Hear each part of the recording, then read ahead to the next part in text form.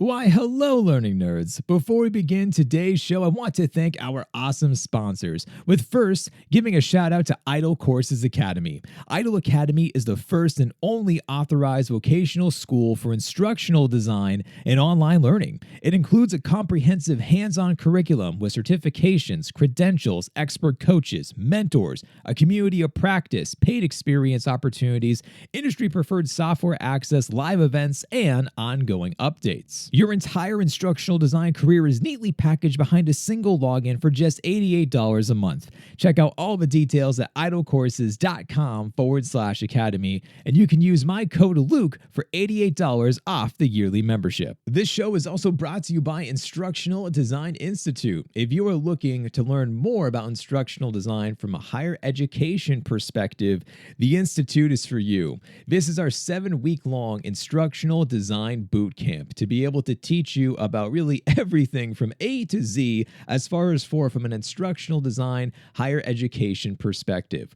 We're going to be starting off first of talking about with andragogy, how adults learn, to talking about conducting research, to then being able to design learning experiences for everybody, with the end of a 7-week program allowing you to be able to create your own type of learning experience that you can use for a portfolio. You'll also be receiving a free copy of my ebook, What I Wish I Knew Before Becoming an Instructional Designer, as well as is that I will be leaving you feedback on your assignments along with the community, the peer feedback, and of course, I'm going to be hosting weekly live workshops of talking more about the different types of topics for each week. We've had students go through the programs who work at Johns Hopkins University, University of Alabama, Southern New Hampshire University, University of Florida, and many more. So whether you're an aspiring instructional designer and you want to learn more about what it's like to be an instructional designer within a higher education organization, or you are currently an instructional designer and you're looking to be able to get some feedback, some guidance, and being able to go back and transform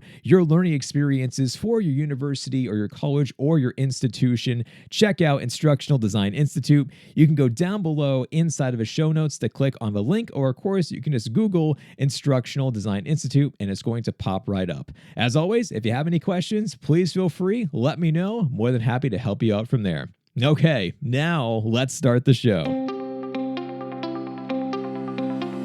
Hello, learning nerds, and welcome on in to the nerdiest podcast you're going to hear today. My name is Dr. Luke Hobson. I am your host. I'm a senior instructional designer, a program manager, author, blogger, podcaster, and instructor. My passion is instructional design, and I consider it my purpose to be able to help you along your own instructional design journey. And all are welcome on into the show, whether you are a newbie or you've been doing this for years and you're looking to learn about a couple of different types of tips and techniques that can help you out inside of your career right now. All are welcome on in. And you can find more about this show over at drlukehobson.com. Folks, a quick announcement. I'm releasing a new kind of free ebook.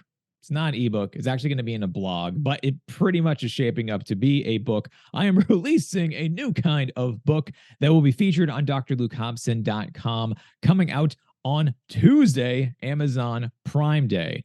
And what is this book about that you might be asking? Well, the number one question, without a doubt, that all of you ask me about is, how do I become an instructional designer? And then you share with me all of your stories and your backgrounds and your educations. And while I love hearing from you and trying to be able to help all of you out, I knew there had to be a better way out there instead of just trying to be able to send you over to one resource or another one, and then the new video pops out, so I send you over to this one. And instead, I was like, you know what? What if I just make this super blog post about everything I can think of to try to help you to become an instructional designer? So that's coming out pretty soon on July 11th. Inside of there, I talk about pretty much everything pertaining to how to actually study, but different forms of techniques and methodologies, how to form different types of habits, how to make all of that effective.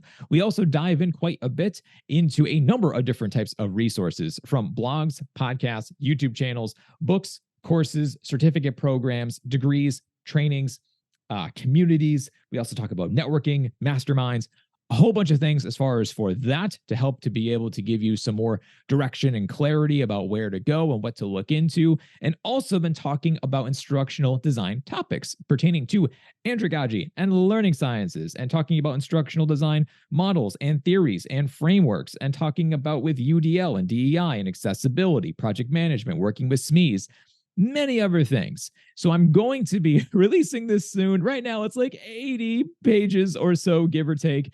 I'm clearly scratching the surface on many of these topics because without a doubt, this could be like a 10,000 page book. I have a lot of recommendations inside of here about where to go to learn more about every single topic that I am going to be mentioning about. But be on the lookout. That will be coming out soon. If you have not yet already done so, I'd recommend to sign up for my mailing list at drlukehobson.com. That's going to be the easiest way for me to be able to get that information out there. But if you want to be able to learn a little bit more, I just made a posting about that on LinkedIn the other day. So be sure to check that out. And I really hope that all of this information is going to help you along your instructional design journey by trying to put everything in one place so that way you can bookmark it, you can save it, you can go back to it later on.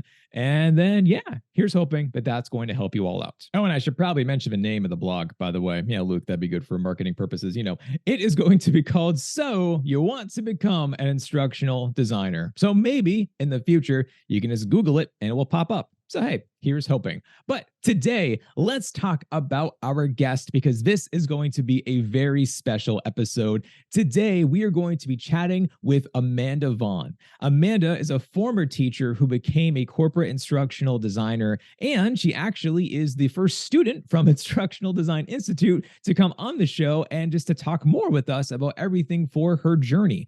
I asked her to come on the show really for two different reasons. The first is that the more real-life examples I can share with you about how a teacher became an instructional designer, the better. Amanda also did everything, in my opinion, with the right way of trying to be able to update everything with planning things out correctly. And we talk more about with updating things from resumes to portfolios to cover letters to trying to be able to focus on professional development, talking about all of those things. And she even talks about networking, interviewing. So all of these amazing tips are going to be coming from her. And that's why I want her to be able to share her story. The second reason, though, which doesn't get highlighted enough nowadays, is when you become an instructional designer, well, then what? What do you do? There is this type of a assumption, I would say, that when you become an instructional designer, that everything is going to be paved out perfectly for you. The road is very clear. You're going to be all set. And it's not always the case. You get the job and you're like, great, I'm here. This is what I wanted.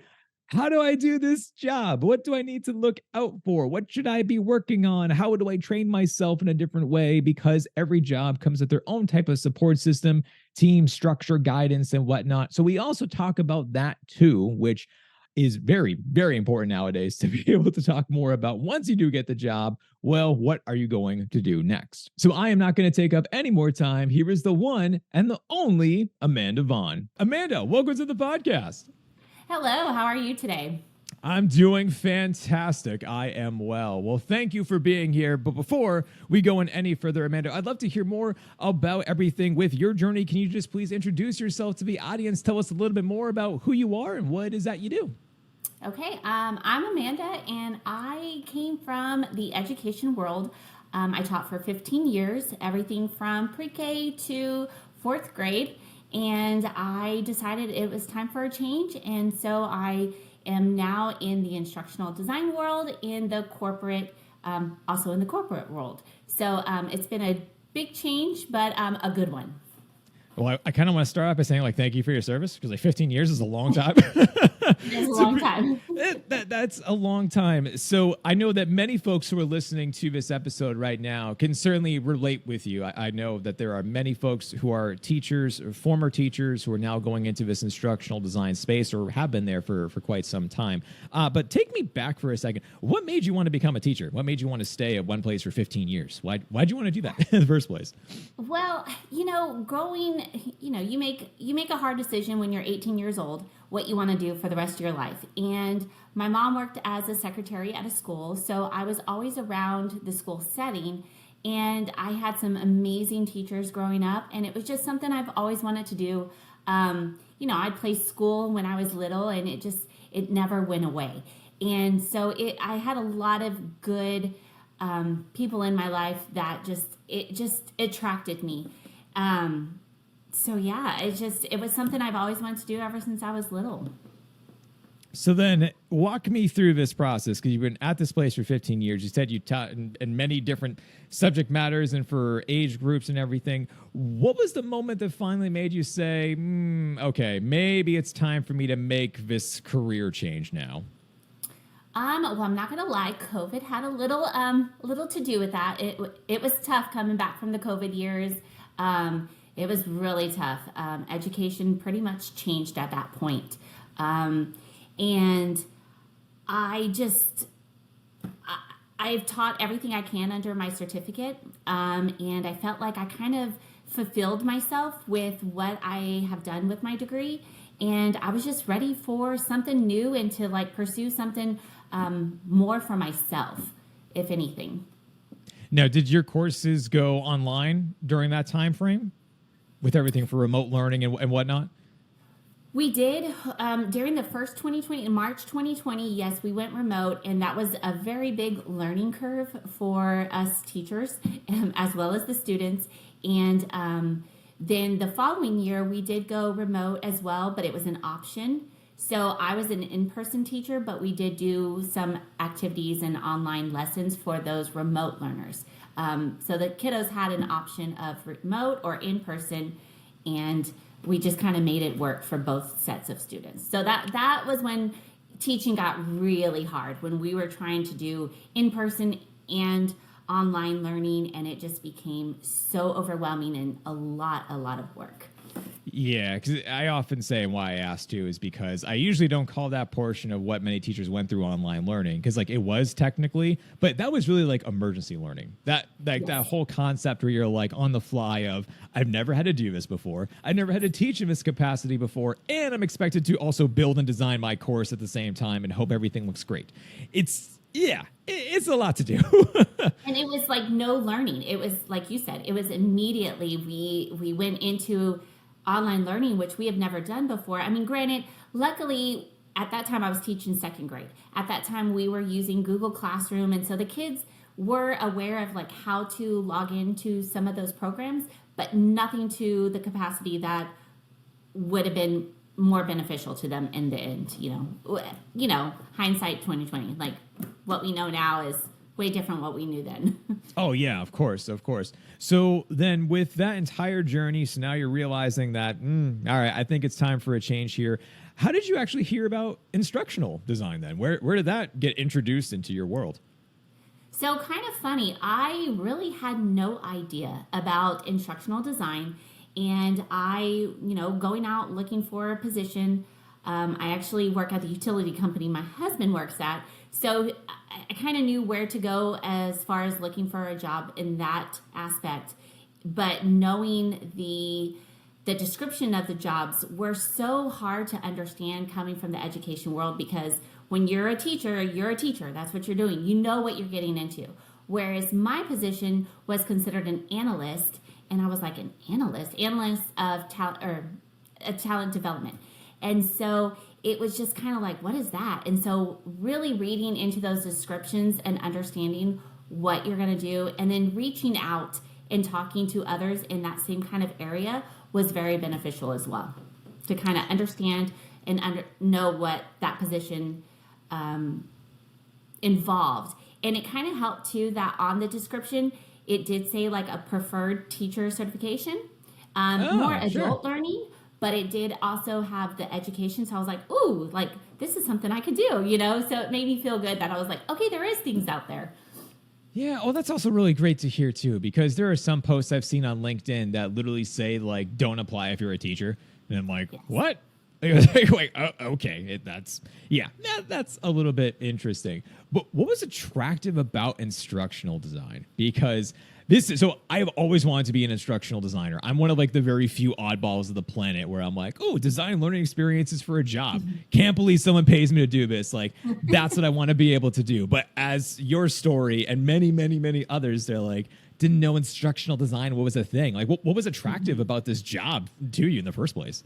I think it felt, for me, it felt like I could use my degree in a sense that it's not that I couldn't design a curriculum, but I've done it before. Not necessarily designing it, but I've produced curriculum. I've taught it, and it just felt like it was something that was a comfort zone for me, to where I was like, okay, I can do this. Like, this is something that is that I can work with. Like, it's something I'm not too scared of, something I'm aware of, like how people learn. Of course, teaching children and teaching adults is a little different. But just knowing those teaching styles and how to incorporate that into your programs that you're building. Yeah, makes sense. Makes sense. So walk me through your steps. You saw a job posting, you have a connection at the organization, clearly. Beneficial when you're married to someone who is connected at the organization. A very helpful tip for those listening at home. But what were your steps to actually go and to do this, to become an instructional designer? Like, did you think more about updating your resume, portfolio, website, attend workshops? Like, what were the steps to try to actually go and do this? Definitely the resume. I did have to go in and really look at my resume and not necessarily focus on the grade levels I taught, but like what those skills were what those skills I had within teaching, and really highlight those to make that stand out, that, I am more than just a teacher. I can do things outside of just that teaching realm. And, yeah, just really updating. Unfortunately, like I said, I didn't really know much about instructional design before I came into my role, but definitely taking classes like your Instructional Design Institute would be very beneficial for somebody going into this kind of role. Well, I thank you for the free plug there. I did not tell you to say that. So, so thank you for sharing and talking about that. I do want to ask a follow-up question, because you talked about different types of skills that you recognize for what you were currently doing as a teacher and how they kind of applied into that different area of instructional design. What were some of those skills that did stick out to you? I think the biggest skill that teachers have is that you're very structured, you're very organized, and you're able to apply how people learn into what you're doing. So I think those are big skills that I think can take you anywhere, not just into instructional design, just really anywhere. And those people skills, we're dealing with students, administrators, other teachers, kiddos. I mean, not just students, parents. And so you're having to work with a lot of other people. So I kind of feel that gives you good people skills as well. Now, for a lot of people out there, they're trying to think about their skills. It's pretty hard to do when you're under a lot of stress. You got a lot of things going on. As you mentioned, you were dealing with the pandemic and trying to be able to do all that. How did you stay in that right headspace to still think clearly enough of, oh, that was my skill, and oh, I did do this parent-teacher conference, so I learned about relationship management, and I do how did you stay organized like that to be able to be reflective upon your own skill set? I think because it's something you do every day. It's something that you're having to handle every single day, and working with those relationships for everybody. Like I said, the administration, students, parents. And it's just something that you do every day, but it's really something that's very beneficial. Yeah. Yeah, it makes sense. I mean, like, I'm always so impressed with folks who are able that, like, when they're in their maximum burnout and they're just done and they're still trying to apply to jobs, and like, because it really is like a second full-time job to apply to a job. Trying to update your resume, attend classes, do everything, while obviously beneficial, it's really tough to be able to do. So Agreed. So it's always so amazing to be able to hear that people can think and still be able to stay organized and on top of everything. And of course, teachers have superpowers. I'm convinced of that. So it makes a lot of sense to me that folks can actually handle this. Was there one part as you got into this new instructional design position, was there any type of skill that you recognized later on of like, oh, wow, my teaching background really helped me in this area that maybe we don't talk about that as much within like the instructional design space? As far as helping me, I guess just being comfortable in understanding how people learn. I think I would have more of like where I found where I struggled more than what helped me. I think I struggled more in the sense that, teachers are the SMEs. They're the ones that go out there and they're the subject matter experts. Whereas in the instructional design world, you're going to those SMEs and kind of working with them. And let me back up. I think the hardest part for me was putting it on paper. It's all in your head. Like, you can do a lesson, you can produce everything, but to put it on paper and have it laid out for the instructional design process is kind of where I struggled. I know I didn't answer that question very well. No, what was harder than what was easier for me, but I guess I could say what was easy for me is just working with the team that I'm working with and the collaboration, because with education, that's something you're always collaborating with your team members and other grade levels, and just that collaboration. And to me, that was very, very helpful. I think that surprised me the most when I first became an instructional designer was how often I did not work with just myself. You were never just by yourself. You're always with the team members. You're always talking with stakeholders, SMEs, but even with the engineering team to make sure that the platform is functioning properly, and customer support to make sure that they're answering the questions of the employees or the students or the whoever. There's so much communication that is involved in the back end that I really hope that people from hearing from your story are learning that that is it's crucial. I was never alone. Yeah, my desk. There was always some meeting. There was always something which I was like, yeah, my job consists of me being in meetings from 9 to 5. It's what I do. Somewhere I design things, but when I was first starting off, it's like, oh my gosh, I'm just going from conference to conference, and then eventually during remote times, I'm just going from Zoom room to Zoom room because there's just so much communication. Did you have any other surprises that when you first became an instructional designer, but you were like, oh, I didn't expect my job to also involve X? Was there anything like that? Not really. I think for me, the biggest surprise, and it's not really necessarily the job itself, it was the ability to go to the bathroom when I want and not have to tell somebody, hey, I'm going to go to the bathroom. Can you watch my cubicle? It was pretty much, I think that one took me back. That was one of my biggest surprises, and something I had to adjust to. I can have a lunch break where I'm on my own and it's quiet. So those are big surprises to me. But as far as anything within the position, I really didn't have any expectation of what to expect. And I just kind of went in and was like, okay, what do you need me to do? So I didn't really go in saying, okay, I'm only going to do this. I pretty much, whatever came at me, I was more than willing to help with. Yeah, that makes sense. And yes, shocking turn of events. You can be an adult and not need to ask for permission to do things. And but of course, understandably so, it is very different when you have 30 kiddos who are inside of a room and then you leave. It's not the same. It cannot be unattended. Right. Yeah. That's usually not the same thing as far as for that goes. So I'd love now to dive a little bit more into being able to share some advice with fellow teachers who are currently listening right now, who want to be able to replicate your steps, do exactly what you did, and get to that whole instructional design promised land. What advice would you give to a teacher as far as for first steps with trying to be able to make this change?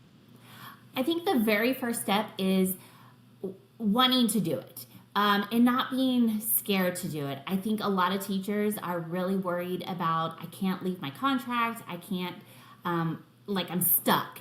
And just understanding that you're not stuck. There is other options out there for you if that's something, the route you want to go. And just be confident in yourself and your skills and let that be known.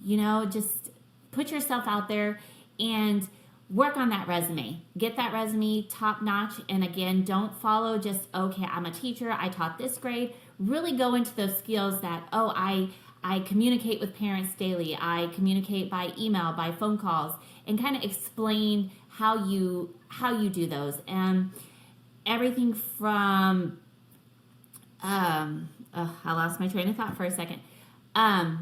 Just really those skills that you have. I'm I'm honest. Oh, it's fine. So would it be something as in like people are being able to right now do like a live journal of sorts of being able to like take notes as they go and being able to think about things that are happening in real time and writing them down? Would that be like a good first step? Absolutely. Like creating pros and cons. Like if I were to stay or if I were to go, what are those pros and cons going to look like? If I get a different job, what's that going to look like? And I guess for me, my deciding factor was my kids were already past the elementary age level. And so it really kind of gave me that push, like, I've been there for them during their elementary time. Now it's time to branch out and like pursue something else and see what else is out there. So yeah, don't hold yourself where you think you have to be. There is other options available for you. And I love the pros and cons lists, by the way. I mentioned that actually in my book because it very much felt like trying to be able to go and transition into a new job almost felt like when I'm trying to be able to go and to buy a new home in like a different area. I've never lived in a city before. Like, I'm like, what are the pros and cons of that? Thinking about with commuter time. And then, of course, like our kids are going to have to change the school. Then, things of that nature. And just being able to have a visual in front of me to be able to say that, okay, that works. Or like, oh, that's kind of a big deal. Maybe I need to reconsider whatever. That's what definitely helped me for making many different like life-changing decisions. It is that visual pros and cons list. And I will say it wasn't an easy decision. It was a very hard decision, and I left midway through the school year, so that was even harder to really go, okay, is this really, like, am I making the right decision? But in the end, 100%, I know I made the right decision. And that's a very resounding answer I hear from most teachers is that it was super hard to do, but I'm so glad I did it now because I have these freedoms and flexibilities and whatnot. So, which also makes me feel sad for our society as a whole, which is a whole nother topic for another day of like, we need to do more to support our teachers. So it's definitely a bit crazy, a bit nervous there for society in general, but that also, you need to take care of yourself. You need to gotta do what's right for you and your family and everything. So absolutely priorities there. So it definitely makes sense. Well, I would love to be selfish for a second because you are a part of the first cohort graduating from Instructional Design Institute, which you just did the other day. So congratulations, woohoo! Which is crazy of a 7-week long intense instructional design program. So once again, you and all of your classmates just did fantastic. I am just so amazed at all of your abilities and growth, and this has been amazing to see. But I would love to know more. What made you apply to Instructional Design Institute in the first place? Because you sent me an email, and when I read this email, I'm like, I need to figure out how to carefully respond to this because you said this was your first online course before. Yes. That is, I will say, that is very unusual as someone who has taken online courses since he was a kid in college. I've always taken online courses. So this was your first online course in 2023. What made you want to apply to an online instructional design program? Well, my manager had a big say-so in it.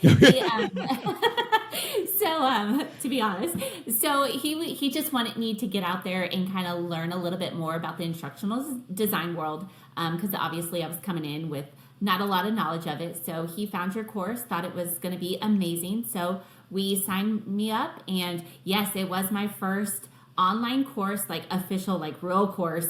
And it was a little overwhelming at first because I'm very old school. I think when I was in college, online courses were kind of a thing, but it was so new that it was just like nobody really did it. And you have to be very self-disciplined. And I don't think at that age I was.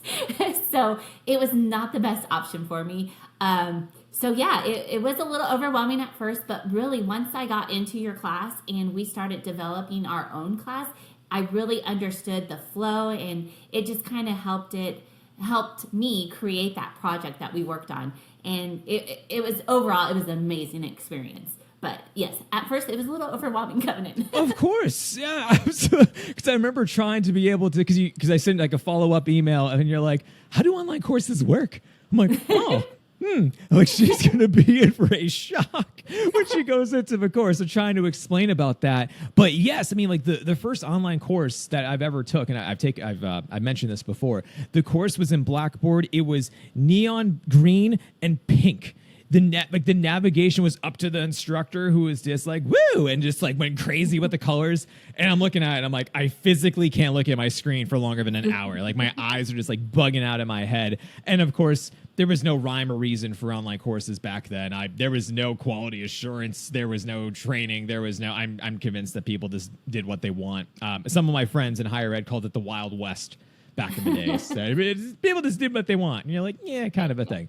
So I'm very happy that you at least had a good example of what online courses should look like, as well as too from your colleagues who were able to go and to share their course project, as you were talking about with everything, and I loved your example too with being able to think about a course for helping folks being able for teen driving preparation. I was thinking too about how when I took driver's ed as a teenager, there was no prep. There was no, they just threw me into a course, and I had the driver's ed teacher just like slam on the brake being like, what are you doing? And I'm like, I don't know. I'm just trying here. So I love the topic that you picked. Thank you. It was just something I came up with because I am in the middle of doing it with my daughter. We do an at-home online drive, or not an online, but an at-home driving course. And so I was like, you know what? This would have been helpful for a kiddo coming in, or even an adult that's never driven before, and just really kind of give them the pieces that will help build them into that course. So that's kind of where it was. It was that introductory. Yeah, it makes sense. It makes sense. And you're absolutely right. It's not just kids. We have plenty of people who are moving into this country who are trying to be able to do that for the very first time. Some people haven't driven in forever, and they now need a license. And yeah, it's terrifying. It's like, yeah, it's not an easy thing to do. So it's just, it's absolutely crazy. So building a learning experience around that to be able to help folks out with learning about driving from all ages definitely makes sense. So it was an awesome idea to be able to see what you really did from the start to the finish and how it all worked. It was just so cool to be able to see. But now that you have officially graduated and you reached the end of 7 weeks, is there anything else that I can help you with as far as for questions? I'd love to just kind of open up the floor if there's anything else that you have questions about or what you are thinking about in the future. I'd just love to be able to help out if I still can. Or if you don't need me, that's fine. Maybe you're good. I'm sure I will. I mean, I know you've given me some resources too during the class. And so, again, it's that connecting with people and being able to reach out. And I'm sure if there's a question, I can email you and be like, hey, what about this? Or can you point me in the correct direction?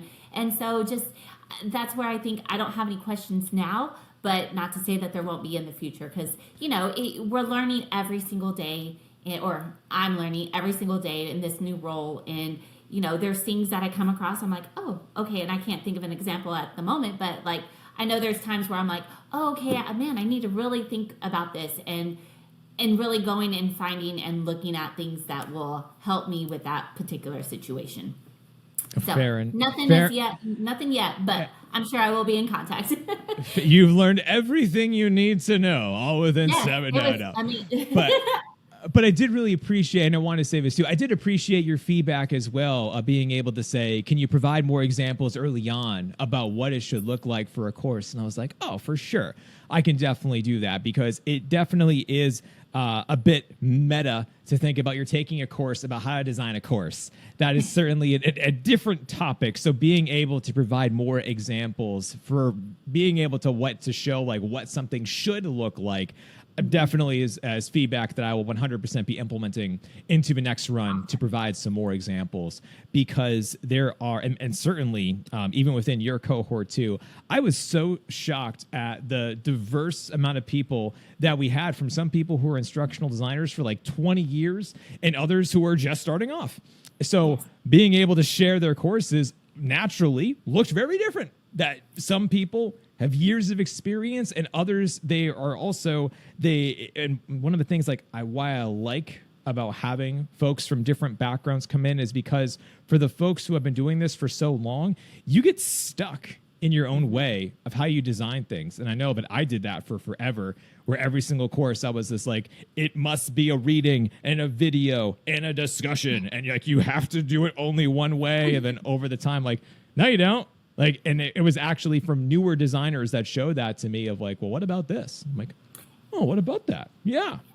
And I thought that was a really great part of the course, was really getting to see everybody else's projects. And like you said, you can really see the ones who have been doing this for a long time, and then, or maybe it's their first time and it looked fabulous. Like, I would have thought they've been doing this for a long time. So it was really neat to see everybody else's and kind of go from theirs. And when you see something like, oh, they did this on theirs, oh, I can add that to mine. So it just kind of helped with adding things as well.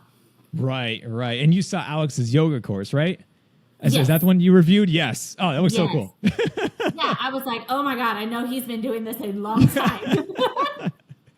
Yeah, so I'll have to bring him on the show as well, because he 100% crushed it. It was so cool to see that. And once again, and the different types of courses too that you all worked on. Like, you were doing a driver's ed course, but then Alex did the yoga one. Maya did the baking at high altitudes course. Didn't know that was a thing. I've never heard of that. No, right? So that was so fun to be able to do. But Amanda, thank you for coming on the show, sharing your story, telling this more about, because once again, there are so many teachers out there who are trying to be able to do this and are not really sure what to do and where to begin. So I know, but your words of wisdom will 100% be able to help them out. The final question I have for you is, where can people go to learn more about you and everything else that you talked about today? Where can people find you?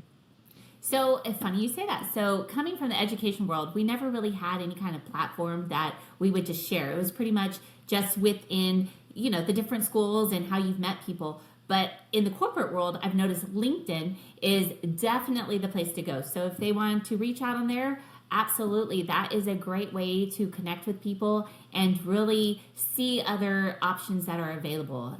There's ways you can look up, you can type in what you're interested in, and it'll give you little options and you can reach out to people. So LinkedIn is a great resource. Definitely. Absolutely. Well, I'll be sure to grab your LinkedIn profile from you afterwards, and I'll put that down below into the show notes so people can reach out to you afterwards and maybe discuss more about teaching and about this entire type of crazy journey. Well, Amanda, once again, thank you so much for coming on the show. Really appreciate your time. Thank you for having me. I appreciate it. Amanda, once again, thank you so much for coming on the show and sharing your words of wisdom. I'm sure it is going to help out for all of the teachers who are listening into this show, trying to figure out next steps, as well as two of entry-level instructional designers, where you get the job and then what do you do exactly? So I hope that helped out folks who are all listening at home. If you want to be able to actually replicate some of Amanda's steps, where indeed she did enroll in the Instructional Design Institute, we did work together for 7 weeks. If that is of an interest of you at all, of course, you can go down below inside of the show notes, or you can just Google Instructional Design Institute and see more about what that's all about pertaining with coaching, community, and diving on into a number of important topics pertaining with andragogy, UDL, backward design, evaluating learning experiences, walking away with portfolio pieces, and all of that good stuff.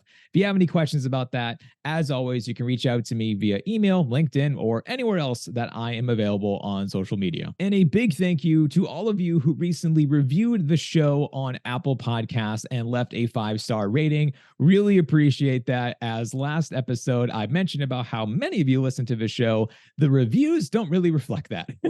So I wanted to be able to get that number to bump that up a bit more. So I saw a whole bunch of positive reviews come in over on Apple Podcasts. So thank you very much for doing that. And if you have not yet already left a positive review for the show and you have been enjoying everything, please feel free to leave a review, because that really does help with spreading the learning nerd message across all of the various podcast platforms. But by far, Apple is the biggest. But by all means, I'm not picky. Spotify, Stitcher, or wherever else you're listening to this podcast episode, I really, really appreciate your support for being here and for listening to all of these types of long form pieces of content. But hey, folks, that's really all I have for you. Stay tuned for the new type of free blog post book thing that is coming out on Tuesday, July 11th. But that is it. So, hey, as always, stay nerdy out there. Talk to you next time.